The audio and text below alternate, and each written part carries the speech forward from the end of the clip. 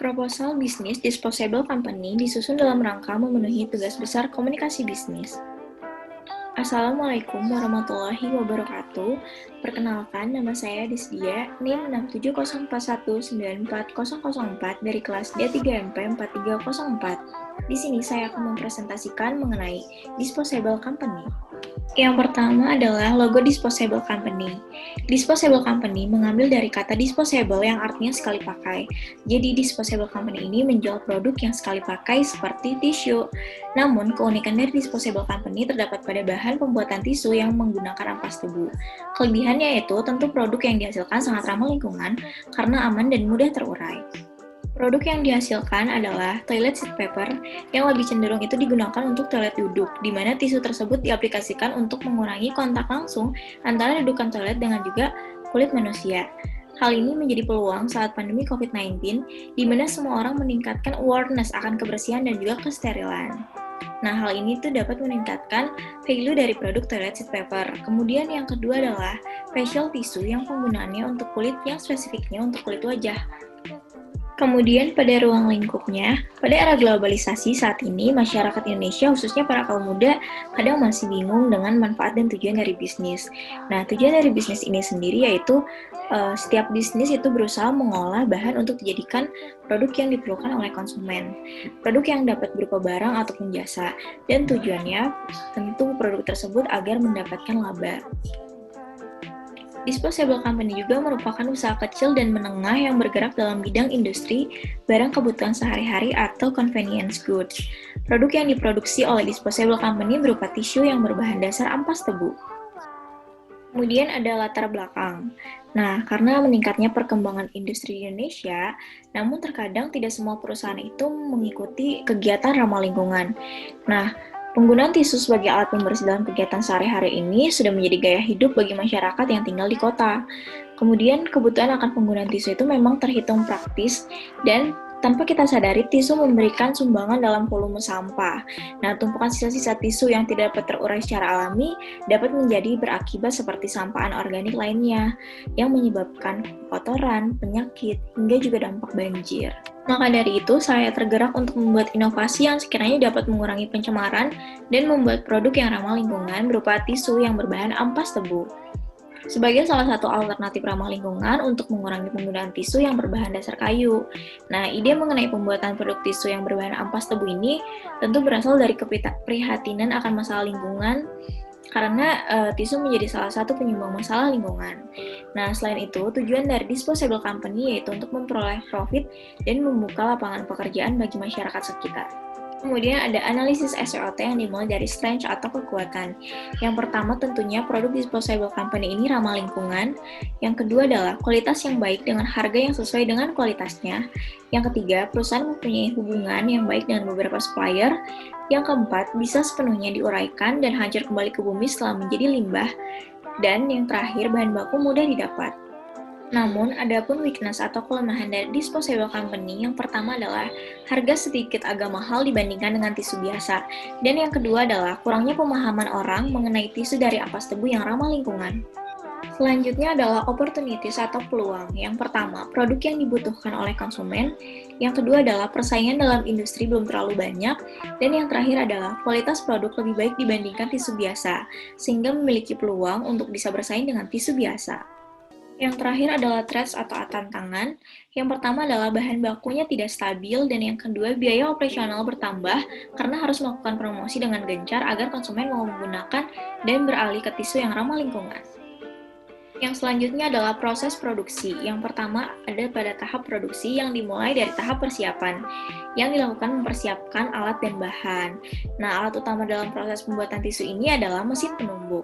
Sedangkan bahan utama dari toilet seat paper tissue dan facial tissue ini adalah limbah berupa ampas tebu. Pada tahap ini, dasar produk berupa limbah ampas tebu didaur ulang agar layak untuk dijadikan sebagai bahan dasar pembuatan toilet seat paper tissue dan juga facial tissue.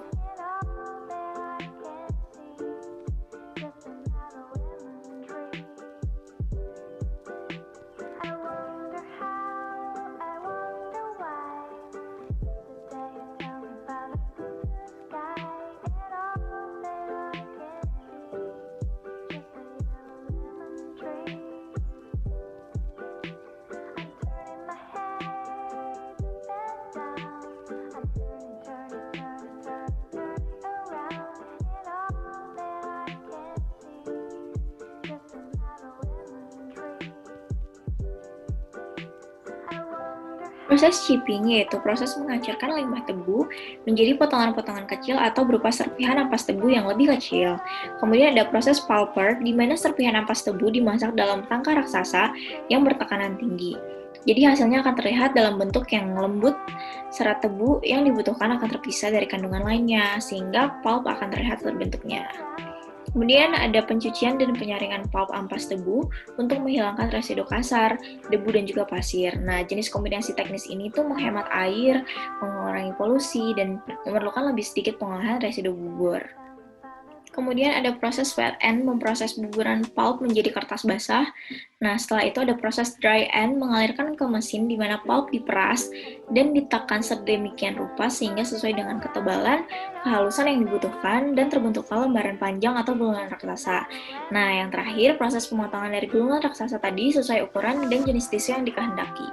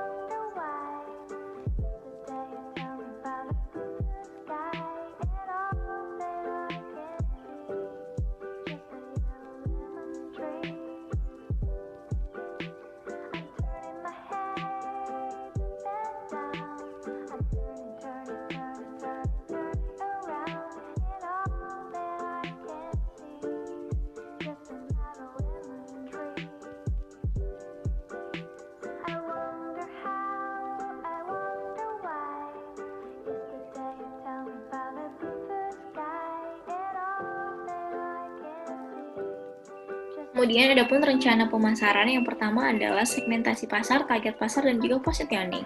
Dimulai dari segmentasi pasar. Secara geografis, tisu disposable company ini dinilai cocok untuk seluruh masyarakat Indonesia. Pertama, produk ini dijual tentunya di kota Bandung dan bahkan bisa sampai ke seluruh dunia. Apalagi untuk masyarakat luar negeri sangat sering menggunakan tisu. Nah, kemudian ada faktor demografis. Tisu disposable company ini dapat digunakan oleh semua kalangan, baik anak-anak, remaja, serta orang dewasa yang memakai tisu dari disposable company. Nah, semua jenis kelamin dapat menggunakan produk tisu disposable company, dan pekerjaan yang dapat membeli tisu disposable company adalah pegawai negeri, pegawai swasta, ibu rumah tangga, dan masih banyak lagi. Kemudian ada psikografis, itu ditujukan untuk konsumen yang tentunya memiliki gaya hidup yang bersih. Nah, kemudian langsung ke targetin pasar. Target dari disposable company ini tentu ditujukan untuk orang yang memiliki gaya hidup yang bersih dan juga cinta dengan lingkungan.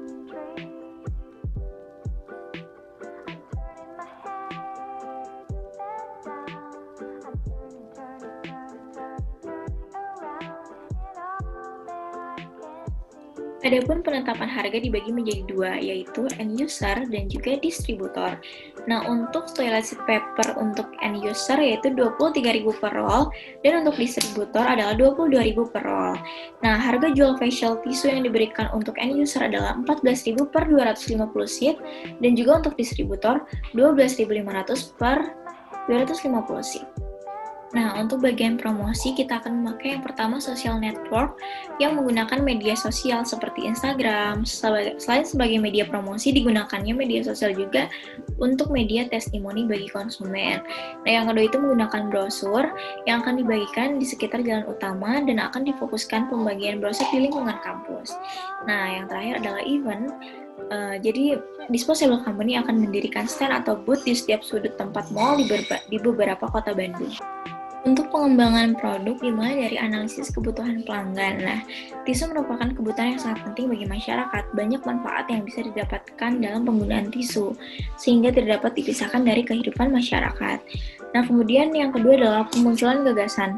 Pada umumnya, tisu ini dibuat dari bahan baku kulit kayu yang dijadikan bubur kertas. Pohon yang sering digunakan adalah pohon acacia, pinus, dan pohon sengon. Jika manusia secara terus-menerus mengeksploitasi pohon-pohon tersebut, maka akan terjadi dampak yang negatif bagi kehidupan makhluk hidup. Misalnya tanah longsor, banjir, dan semakin berkurangnya penghasil oksigen. Nah, oleh karena itu kami memilih ide alternatif dalam membuat tisu, yaitu dengan memanfaatkan limbah organik seperti ampas tebu. Nah, yang ketiga, dimulai dari penyaringan dan evaluasi. Terdapat opsi dalam membuat alternatif tisu limbah organik ini. Di antaranya menggunakan misalnya kulit singkong, kulit pisang, dan juga ampas tebu. Nah, yang keempat adalah analisis bisnis. Disposable company ini harus memutuskan konsep produk dan strategi pemasarannya. Perusahaan ini juga harus dapat memperkirakan penjualan minimum dan juga maksimumnya untuk memperkirakan jangkauan risiko. Nah, setelah meramalkan penjualan, manajemen dapat memperkirakan biaya dan laba yang diharapkan dari produk tisu ini dengan mengkalkulasikan biaya-biaya pemasaran, penelitian, pengembangan, akuntansi, dan juga keuangan. Yang kelima adalah pengembangan strategi pemasaran. Nah, tujuannya ini untuk penyempurnaan rencana lebih lanjut pada tahap-tahap berikutnya, yaitu bagaimana strategi pemasaran untuk mengenalkan produk bar ke pasar. Dalam tahap ini, perusahaan melakukan pengembangan rencana strategi di mana strategi pemasaran lebih dulu mengalami penyaringan. Nah, yang keenam adalah pengembangan produk. Nah, pengembangan dan pengujian berkenaan dengan membuat karakteristik fisik barang dan juga jasa baru yang dapat diterima bagi para pelanggan. Tujuannya ya untuk mengkonversikan gagasan ke dalam produk aktual yang aman, memberikan manfaat bagi para pelanggan dan juga dapat diproduksi secara ekonomis oleh perusahaan. Nah, yang ketujuh adalah pengujian produk dan pasar. Tahap-tahapannya yang pertama adalah pengujian tentang konsep produk, kemudian desain produk, kemudian juga kesukaan konsumen terhadap produk, dan pengujian operasi pabrik dan juga tes penggunaan produk.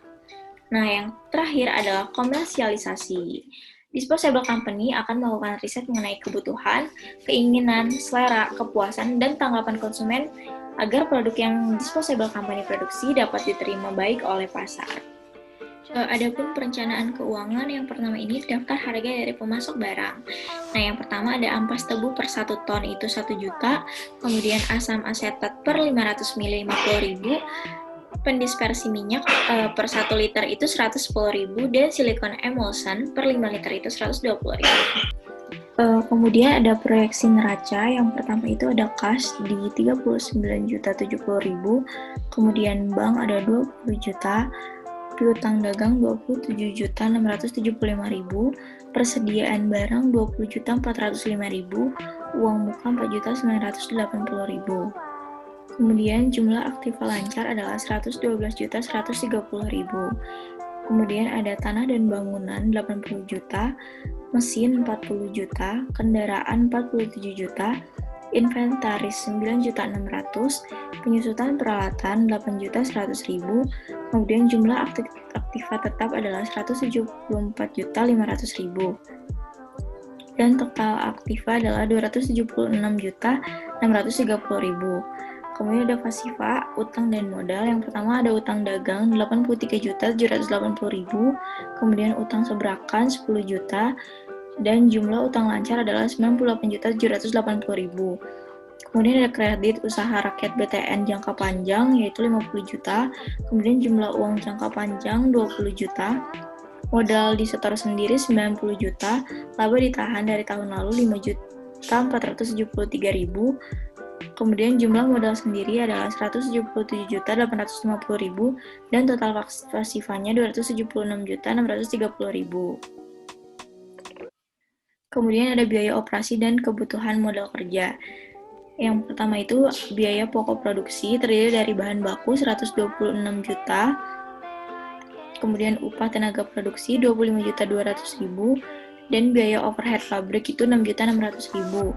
Total biaya produksi adalah 157.800.000. Kemudian ada biaya usaha, gaji pimpinan 6 juta, gaji bagian pemasaran 4.800.000, gaji bagian sumber daya manusia 4.800.000, dan gaji bagian keuangan 4.800.000. Yang terakhir adalah biaya alat tulis kantor 7.200.000. Total biaya usaha 27.600.000. Kemudian total biaya operasinya adalah 185.400.000, dan kebutuhan modal kerja 15.450.000. Kemudian ada proyeksi arus kas, yaitu penjualan 404.669.000, harga pokok penjualan 294.125.000, kemudian laba kotor 111.660.000, dan biaya administrasi umum dan biaya penjualan 49.148.000, laba operasi 62.512.000, kemudian biaya bunga 1.500.000, biaya penyusutan 8.100.000, dan total biaya 9.600.000. Pendapatan lain-lain 9.600.000, pendapatan sebelum pajak yaitu 62.512.000, kemudian pajaknya 10%, 6.251.000, jadi laba bersih yaitu 56.260.000. Kemudian kesimpulannya adalah penggunaan tisu sebagai alat pembersih dalam kegiatan sehari-hari saat ini sudah menjadi gaya hidup bagi masyarakat yang tinggal di kota. Nah, permasalahannya adalah tisu memberikan sumbangan dalam volume sampah. Tentu saja itu berkaitan dengan jumlah penggunaannya. Nah, tumpukan sisa-sisa tisu yang tidak dapat terurai secara alami dapat menjadi sampah anorganik lain pada umumnya yang menyebabkan kotoran, penyakit, hingga banjir. Di Indonesia, umumnya perusahaan-perusahaan lebih memilih memproduksi tisu, baik facial tisu dan toilet tisu dengan menggunakan bahan baku kayu ataupun bambu. Masih sedikit perusahaan yang menggunakan ampas tebu sebagai produk yang ramah lingkungan. Hal ini menjadikan disposable company mempunyai peluang untuk bersaing dengan tisu merek lain. Nah, disposable company ini fokus pada produksi toilet seat paper tisu dan juga facial tisu.